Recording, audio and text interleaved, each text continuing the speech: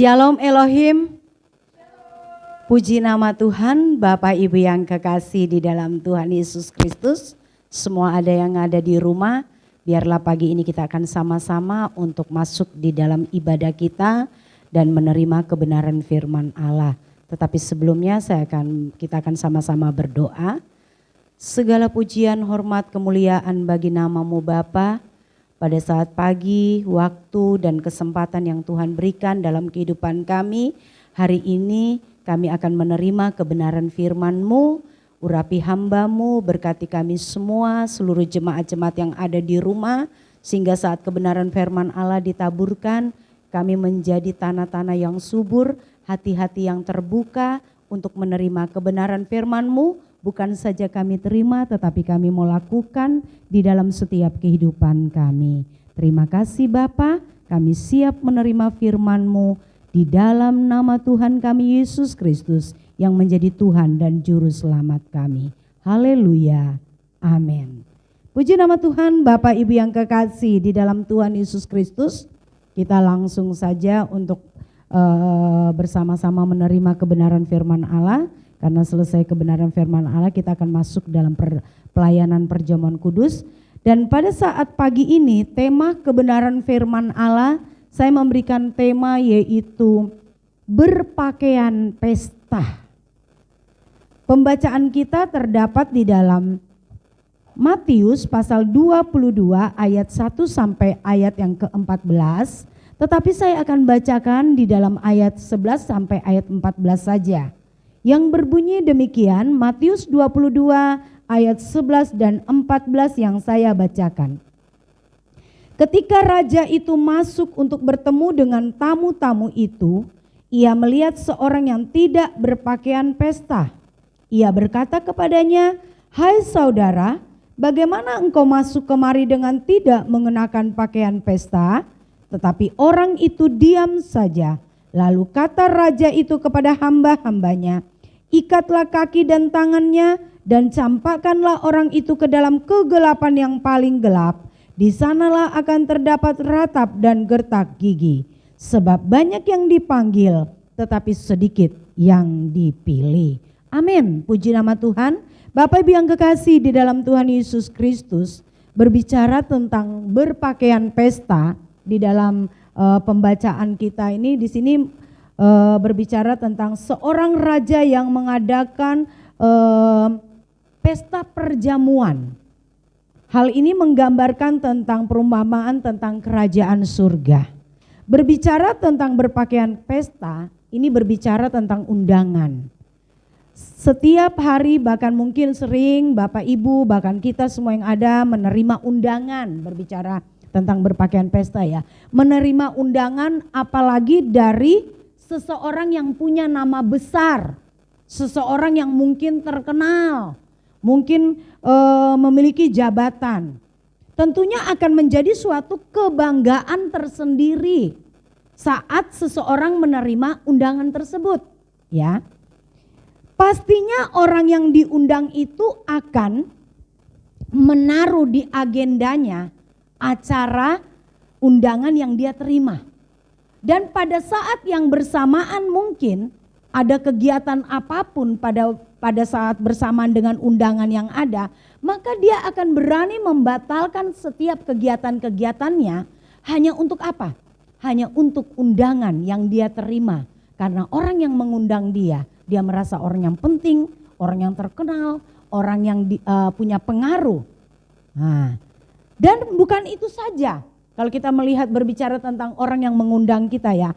Orang yang diundang dalam pesta itu pastinya akan mempersiapkan jauh-jauh hari untuk menghadiri pesta itu. Dengan apa? Dengan mempersiapkan pakaian pestanya.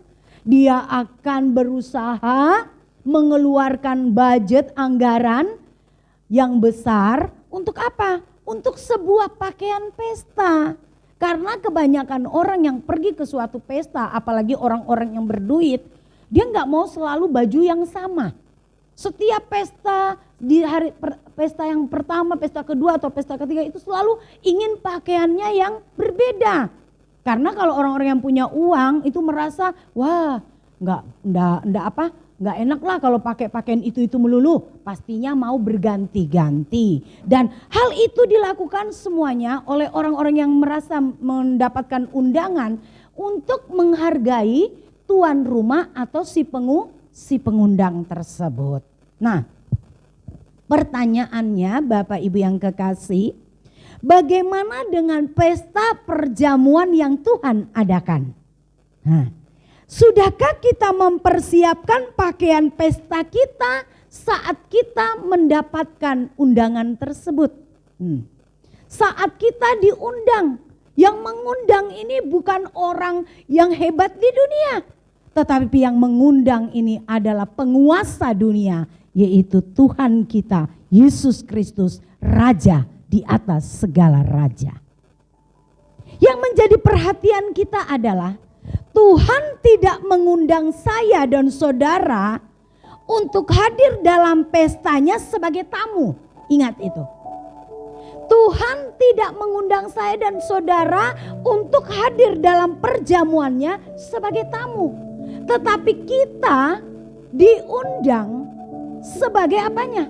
Kita akan datang, dia ingin menjadikan kita sebagai mempelainya, sebagai pasangannya. Luar biasa. Untuk itu kita harus siapkan pakaian pesta kita supaya kita bisa bersanding dengan mempelai agung kita. Nih. Dan untuk mengenakan pakaian pesta dalam perjumpaan kita bersama dengan mempelai agung itu, maka kita perlu berjuang keras. Sama seperti yang saya ilustrasikan tadi, bahwa saat seorang diundang dalam suatu pesta yang pengundangnya adalah orang yang terkenal, orang yang punya pengaruh, maka dia akan mengeluarkan budget, dia akan mempersiapkan dengan baik, mungkin jauh-jauh hari dia akan mempersiapkan. Demikian kehidupan saya dan saudara. Kita perlu mempersiapkan waktu kita, mempersiapkan kehidupan kita saat-saat ini hanya untuk sebuah pakaian pesta. Sehingga saatnya kita akan bertemu dengan Tuhan, itu kita sudah siap. Saatnya Tuhan memanggil kita, kita sudah siap dengan mengenakan pakaian pesta. Gak mungkin kita mau pakai pakaian compang-camping. Karena mempelai agung kita yaitu Tuhan, dia adalah memiliki kemuliaan yang luar biasa. Pastinya orang yang bersanding dengannya pun harus memiliki pakaian pesta yang luar biasa. Nah, di sini kita akan belajar untuk bisa masuk dalam perkawinan anak domba dan mengenakan pakaian pesta. Perlu kita memiliki apa? Yang pertama, hidup di dalam kekudusan. Mengenakan pakaian pesta berarti hidup di dalam kekudusan. Karena berbicara tentang kekudusan, hal yang sangat luar biasa. Di dalam Wahyu pasal 19 ayat 8 katakan, Wahyu pasal 19 ayat 8 katakan, dan kepadanya dikaruniakan supaya memakai kain lenan halus yang berkilau-kilauan dan yang putih bersih. Lenan halus itu adalah perbuatan yang benar dari orang-orang kudus. Jadi berbicara tentang hidup di dalam kekudusan, pakaian pesta yang harus kita kenakan adalah hidup di dalam kekudusan. Mengapa kita perlu kudus? Dibutuhkan kekudusan. Mengapa kita perlu kudus? Ibrani 12 ayat 14 katakan apa? Sebab tanpa kekudusan seorang pun tidak akan melihat Tuhan. Jadi mengapa kita perlu kudus? Supaya kita dapat melihat Tuhan. Itu sebabnya kita perlu mengenakan pakaian pesta, yaitu baju kekudusan. Arti katanya yaitu kehidupan kita yang kudus di hadapan Tuhan. Itulah baju kita, itulah pakaian pesta kita. Nah, untuk berbicara tentang kekudusan di sini, kita melihat di dalam kejadian, yaitu di dalam Sakaria pasal 3 ayat 3 dan 4. Di situ mengenakan kekudusan atau hidup di dalam kekudusan dengan mengenakan pakaian pesta, ini harus menanggalkan pakaian kotor. Harus menanggalkan pakaian kotor seperti yang dialami oleh Imam Besar Yosua. Di dalam Sakaria pasal 3 ayat 3 dan 4 saya akan bacakan. Adapun Yosua mengenakan pakaian yang kotor waktu dia berdiri di hadapan malaikat itu. Nih perhatikan ya. Hal ini betapa tidak layaknya. Karena Yosua sebagai imam besar berdiri di hadapan malaikat dengan mengenakan pakaian kotor. Nah ayat 4 dikatakan, yang memberikan perintah kepada orang-orang yang melayaninya, tanggalkanlah pakaian yang kotor itu daripadanya. Dan kepada Yosua ia berkata, lihat, dengan ini aku telah menjauhkan kesalahan daripadamu, aku akan mengenakan kepadamu pakaian pesta. Ini. Jadi untuk berhadapan dengan Tuhan, bertemu muka dengan Tuhan, bersama-sama di kekekalan nanti, kita nggak boleh berpakaian kotor. Imam Yosua saja dikatakan imam besar Yosua saja ditegur saat dia berhadapan dengan malaikat dengan menggunakan pakaian kotor. Pakaian kotor ini berbicara tentang kehidupan daging, kehidupan yang tidak benar, kehidupan yang meleset atau manusia lama, dosa.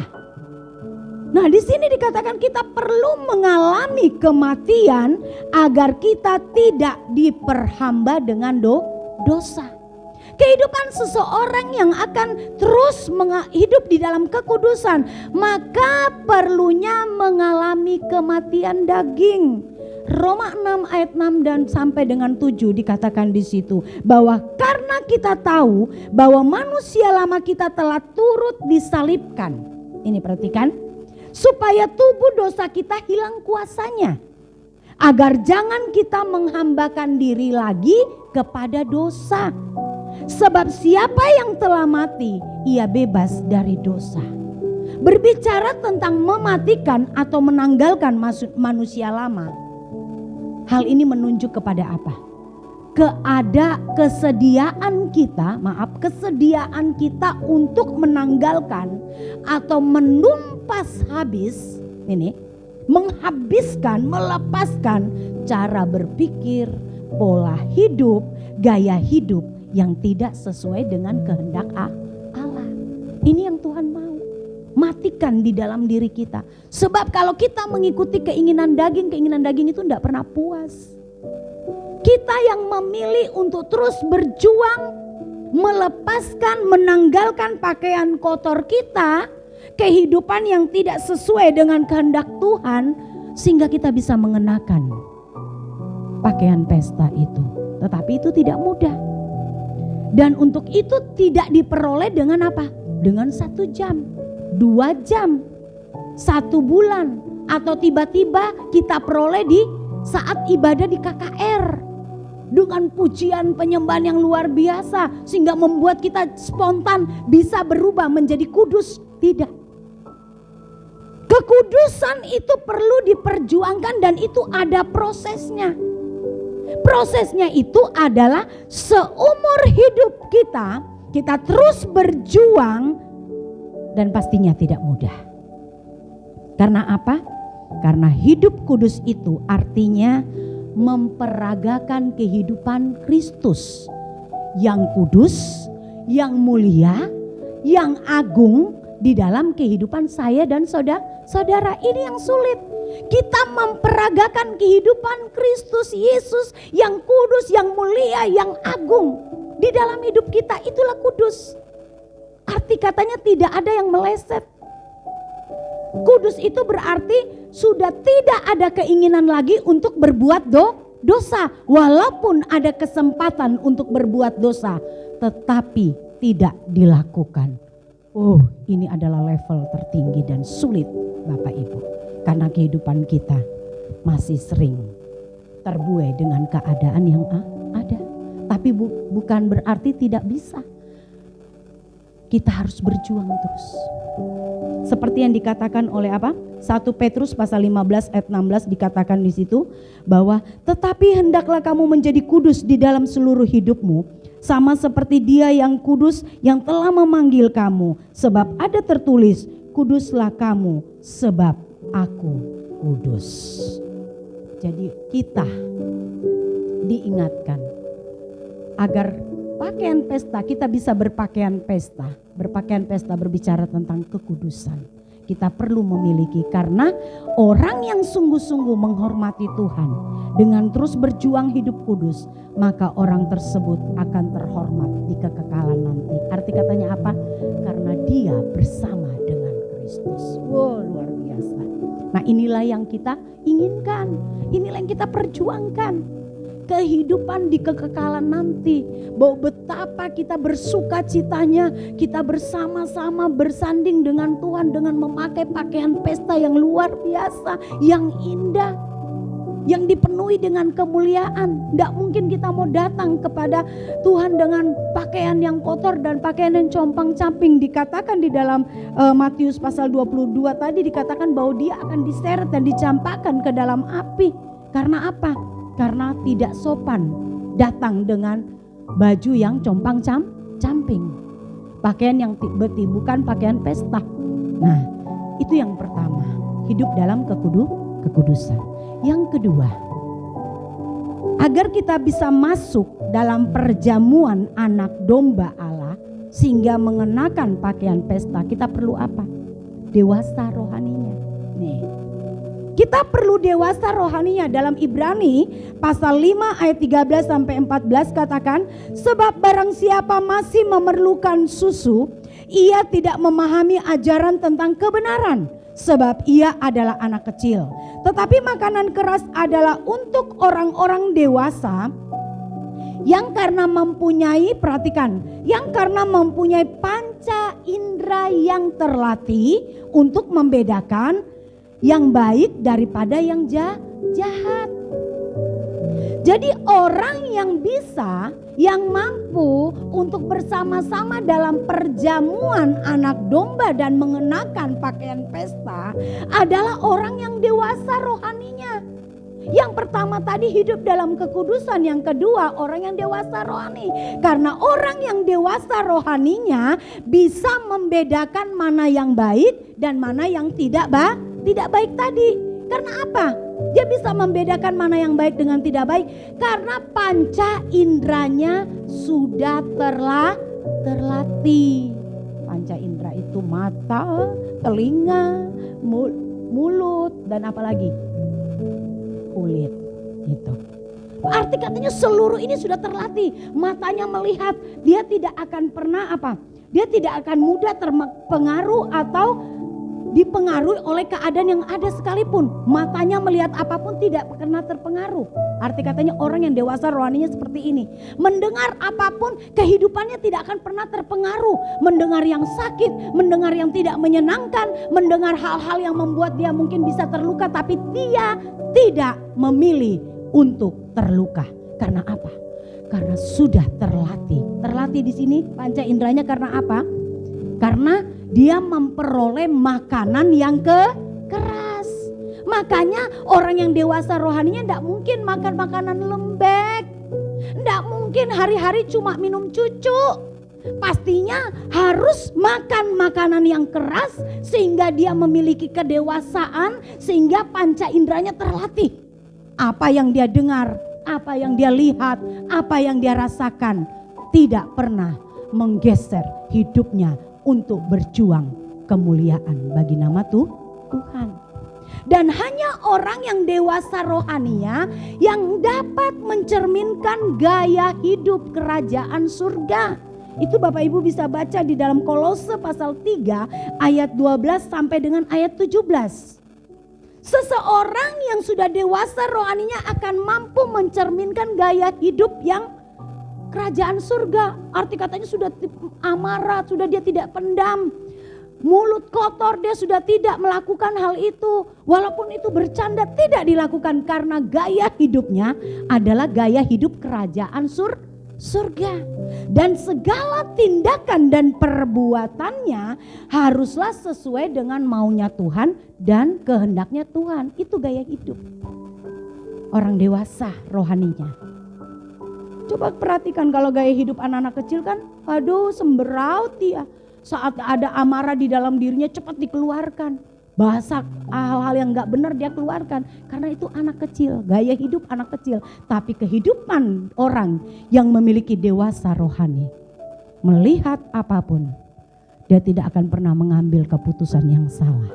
Berbicara apapun, dia tidak akan pernah mengeluarkan bahasa yang mengutuk atau berbahasa hal-hal yang tidak sesuai dengan firman Allah. Bahkan orang yang dewasa rohaninya yang layak untuk menjadi mempelainya tuh Tuhan. Nggak mungkin anak-anak yang mau jadi mempelai. Lucu.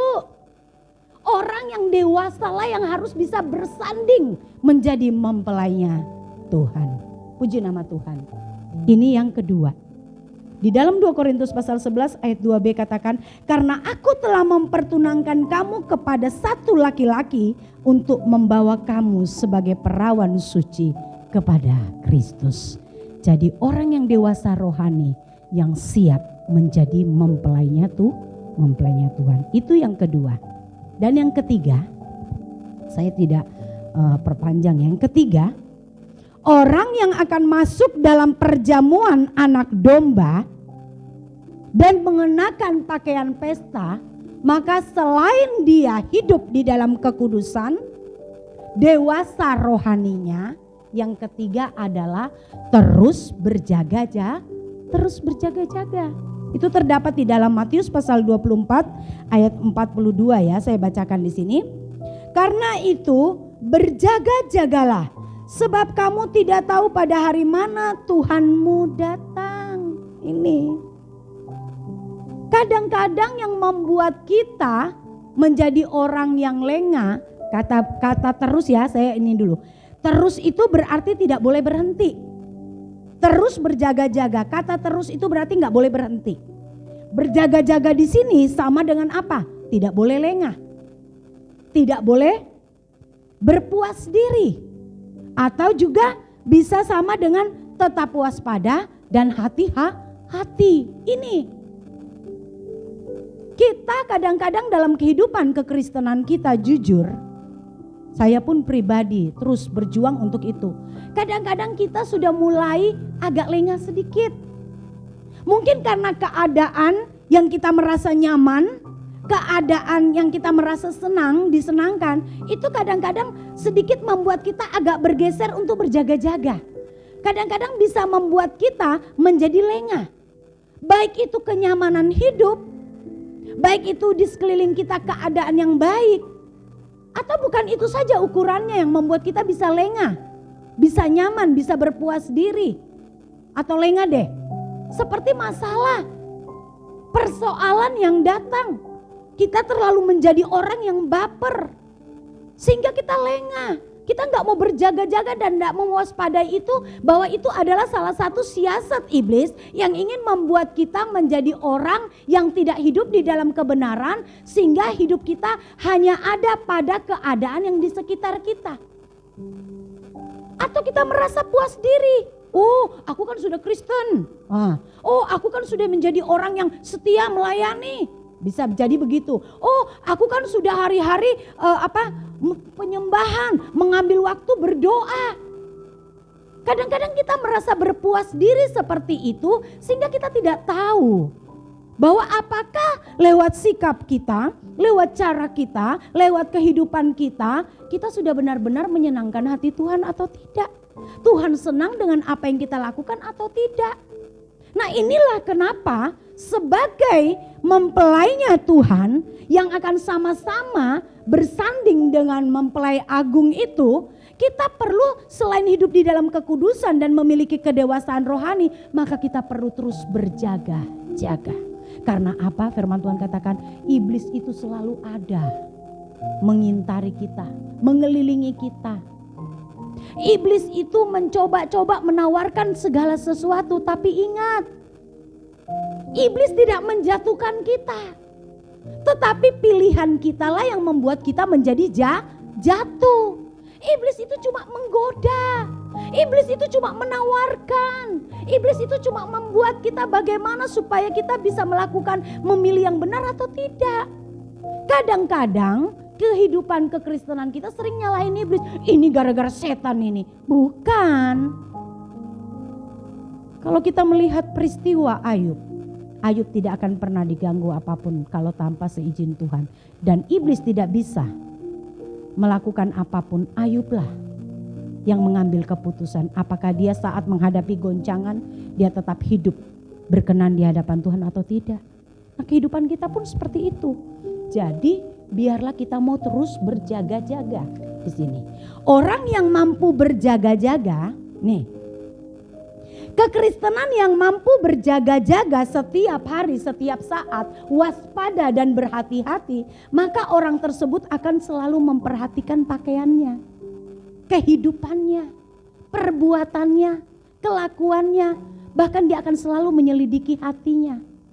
Oh Tuhan, hari ini aku sudah salah ini. Ada sesuatu alarm di dalam diri kita saat kita sudah mulai berjalan salah, berbicara salah, berpikir salah, berbuat yang salah. Itu ada alarm. Roh Kudus mengingatkan kita.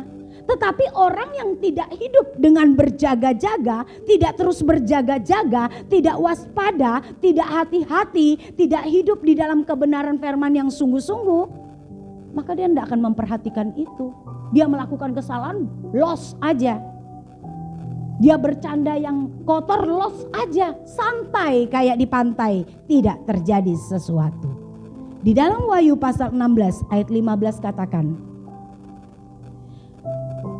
lihatlah aku datang seperti pencuri, berbahagialah dia yang berjaga-jaga. Perhatikan, dikatakan berbahagialah seseorang, kehidupan kita, kekristenan kita yang selalu berjaga-jaga dan yang memperhatikan pakaiannya supaya ia jangan berjalan dengan telanjang dan jangan kelihatan kemaluannya.